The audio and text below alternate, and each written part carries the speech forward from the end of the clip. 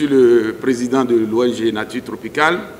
Je suis un pur produit du professeur Adamou Ndiaye.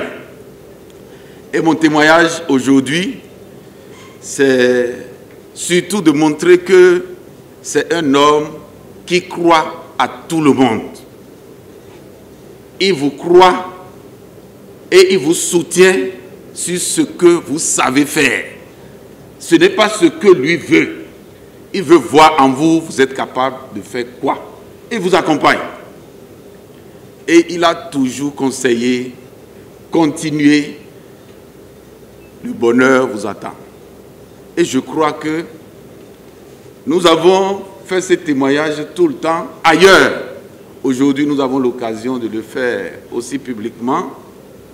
Et je suis très content de la présence des jeunes. En tant que José Adossou Boudjirenou, j'ai connu le professeur Maman Adamou Ndiaye en 1987. Et il m'a accepté dans son équipe au centre d'insémination artificielle de la faculté des sciences agronomiques pour faire des travaux de mon mémoire, parce que j'ai fait le département santé animale au CPU. Il m'a accueilli pour travailler sur comment mettre au point des dilueurs de semences de bovins à partir des produits locaux. Et en ce moment, c'était de voir comment diluer le sperme de taureau pour la production de viande à travers l'insémination ou du lait, mais à partir du lait de coco. Et nous avons travaillé sérieusement sur ça. Parce que pour conserver la semence en ce moment, il faut utiliser de l'azote liquide, qui est à moins 196 degrés. Mais cet azote, le Bénin ne produit pas. L'azote, il faut prendre en Côte d'Ivoire ou au Nigeria. Finalement, nous avons trouvé un circuit et il m'envoyait de temps en temps au Nigeria, dans le cadre de nos travaux de recherche, pour acheter de l'azote liquide. Et c'est comme ça qu'on a travaillé dans le laboratoire. Ce n'était pas facile. En 1994, voyant la dévaluation, il nous a réunis à la maison, chez lui, pas au ministère. On a échangé. Il dit, mais avec la dévaluation, nous travaillons sur l'insémination. Avec l'insémination, nous pouvons avoir de la viande, du lait. Mais nous avons des troupeaux dans les palmeraires, dans les cocoteraies de Cotonou à Ouida. Est-ce qu'on ne peut pas avoir un partenariat avec ces privés pour faire avec eux produits de lait en milieu urbain? Nous ne sommes pas les premiers à le faire. Il y a déjà la Côte d'Ivoire qui travaillait 10 ans à l'avance sur la production de lait en milieu périurbain. Il a organisé avec le projet PDPA en son temps. Et nous avons effectué une mission en Côte d'Ivoire pour voir comment les Ivoiriens ont travaillé pour la création d'une race qu'on appelle la Ndamance. C'est un croisement entre la Ndama en Côte d'Ivoire et l'abondance en Belgique. Les produits ramenés en Côte d'Ivoire, les F2, parce que les premiers produits sont nés en Belgique, ramenés en Côte d'Ivoire, donnent jusqu'à 10 litres de lait par jour. Quand l'Andama donne à peine 0,50 à 1 litre. Le professeur a dit, mais pourquoi en Côte d'Ivoire, côté on a ça et on ne peut pas aller vivre cela? J'ai connu le professeur Adamou Ndiaye au cours de ma formation. Et je pense que nous allions déjà en ce moment au Nigeria pour notre formation, parce qu'après un moment donné à l'université d'Abomey Calavi, nous devrions aller compléter notre formation à l'université d'Ibadan avec la contribution de ses professeurs et avec les visites périodiques de nos enseignants d'ici. Et le professeur Adamou Ndiaye a beaucoup œuvré avec la collaboration du président de l'Assemblée, le professeur Nagou Mathurin, et d'autres avec qui il travaillait beaucoup pour soutenir cette action au niveau de l'université d'Ibadan. Et c'est suite à ça que progressivement, nous sommes arrivés à l'agronomisation qu'il a développé et qu'il a soutenu. Certains en ont parlé tout à l'heure. Mais l'aspect principal qui me retient et dont je voudrais parler sur le professeur, c'est sa nature à rechercher la collaboration. La collaboration avec les instances supérieures, mais aussi, comme Babadane Koji a eu à le dire, avec même les étudiants, avec les collègues. Un exemple très simple que je voudrais donner, c'est leur décision au niveau donc des autorités dans le temps d'organiser une visite aux Pays-Bas pour rechercher le financement. Parce que la collaboration, la coopération avec les Français avait quelques problèmes. Cette coopération se retirait en ce moment-là et notre faculté se retrouvait pratiquement sans coopération. C'est eux qui ont organisé une visite aux Pays-Bas sans per diem. Ils se sont payés leur billet d'avion eux-mêmes. Est-ce que nous avons ça encore aujourd'hui? Moi, à partir de 8 ans, ma grande sœur, qui est sa femme, m'a enlevé de mon Kalalé natal. Je n'étais pas du tout content parce que je quittais ma mère, j'étais le Benjamin de ma famille. Et comme vous savez, dans nos traditions, le Benjamin, c'est l'enfant le plus choyé. On m'enlevait de Kalalé pour m'amener à Cotonou. J'étais venu dans les bras de Ndiaye qui m'a donc élevé jusqu'à son départ tout récemment. Vous avez présenté l'homme scientifique, vous avez présenté l'homme politique. Je voudrais vous parler, ouvrir une petite brèche et vous parler de Ndiaye à la maison, derrière les rideaux, ce que personne ne voit. Ndiaye, c'est le bagarreur, comme vous l'avez vu tout à l'heure dans son expression, dans son parler. C'est le bagarreur de tout le temps. Il a été toujours énergique tellement que je pense que ça a été la conséquence de ce qui s'est passé en 1997. Parce qu'il a été ministre pendant près de 6 ans. Moi, on est à la maison, on ne lui a jamais connu de congé. Ce qu'on appelle congé, là, on n'a jamais vu ça. Parce que pour nous, quand il prend congé, c'est quitter le ministère et rentrer dans les activités de UDS à plein temps ou de IRIBONSE, c'est-à-dire l'association de développement de Kandi. Donc ça, c'est Ndiaye. Donc c'est un régime permanent à 100 à l'heure.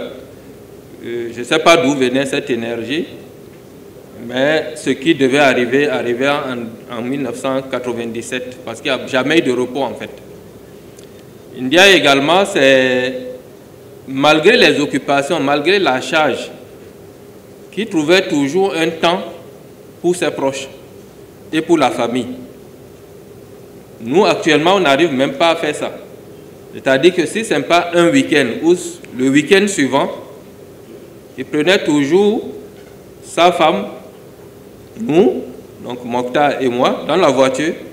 On allait rendre visite au professeur Nago.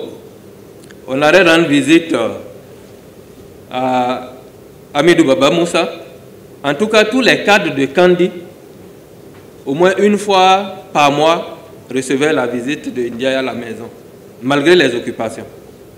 Donc ça, il fallait le faire. Aujourd'hui, nous sommes tous déconnectés parce que chacun est plus dans le portable que dans la vie proche et familiale. Ndiaye également, c'est le bagarreur et je vais faire un petit témoignage. Mémé Rosine Soglo est partie, paix à son âme. Un jour, j'étais dans les couloirs et j'entendais crier. Et ma grande sœur sortit, elle tenait la tête. Elle dit, c'est gâté. J'entendais dire, même ma maman ne me parle pas comme ça. Vous entendez, même ma maman ne me parle pas comme ça. J'ai demandé à la grande sœur, mais à qui elle parle? Il me dit, la première dame. Donc vous comprenez? C'est sans commentaire. C'est à quoi il croit quand il veut le faire. Je pense que même le président Soglo n'arrivait pas à le déconnecter de ce à quoi il s'est engagé. Nous, notre promotion maintenant, la 6e promotion, il avait Bankoto, Dagba Elias, Manigui qui a rejoint l'au-delà, et puis moi-même. Alors, à Ibadan, les autres techniciens souffraient parce que nous étions à la ferme et de notre rôle, il avait Azikoué rôle et puis Tafa Balewa. On devait marcher, aller donner à manger aux animaux. Et là, nous sommes venus voir, en tant que porte-parole des autres techniciens, je suis venu voir le doyen Mamadou Ndiaye et nous, on a été très choyés. Parce que dans notre promotion, on a eu la BBCT et puis on avait encore 200 naira en plus tous les mois. Et mieux, mon travail était sur fertilité et éclosabilité des œufs. Lorsque j'ai éclos les premiers 1000 poussins, il y a mon superviseur Ouriemi qui est venu, qui a tout ramassé, qui a vendu ça, 25 kobo, alors que c'est moi qui ai travaillé tout le temps. Je suis venu voir le doyen Mamadou Ndiaye et il dit, Gizap, tu es très intelligent. Change le calendrier d'éclosion pour que ça tombe les week-ends, samedi, dimanche. Donc, il m'a signé une autorisation. Les poussins qui étaient éclos, je les ai amenés au Bénin. C'était d'abord pour la ferme de la FSA parce qu'on faisait de la production. Dommage que tout cela, on ne le fait plus aujourd'hui, malgré les start-up. D'où j'étais devenu commerçant de poussins d'un jour et il m'avait donné l'autorisation, c'était toujours pour des activités scientifiques à la FSA. Alors, vous avez compris pourquoi j'étais vendeur d'œufs, vendeur de poussins. Il a parlé le doyen qui a vu qu'il fallait ce petit. Je partageais ça avec ceux de ma promotion, même ceux de la 5e promotion en bénéficiaient. Inna Allahi wa inna ilayhi rajoun. Nous appartenons à Allah et c'est à lui que nous retournons. Paix à l'âme de oncle Ndiaye, paix à l'âme de oncle Bakri, comme nous l'appelons à la maison. Que Allah lui fasse miséricorde et le garde toujours dans son paradis Firdaus. Vive émotion aussi par rapport à tous les témoignages élogieux qui ont été faits ici. C'est avec fierté que la famille accueille tous ces témoignages-là.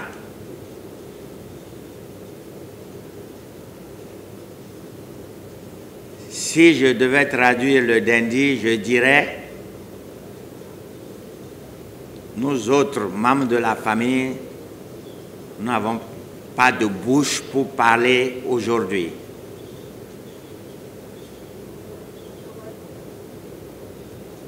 La seule chose que nous avons à dire, c'est de dire merci. Merci au doyen de la faculté d'agronomie qui m'a confessé que oncle Ndiaye, c'est son papa.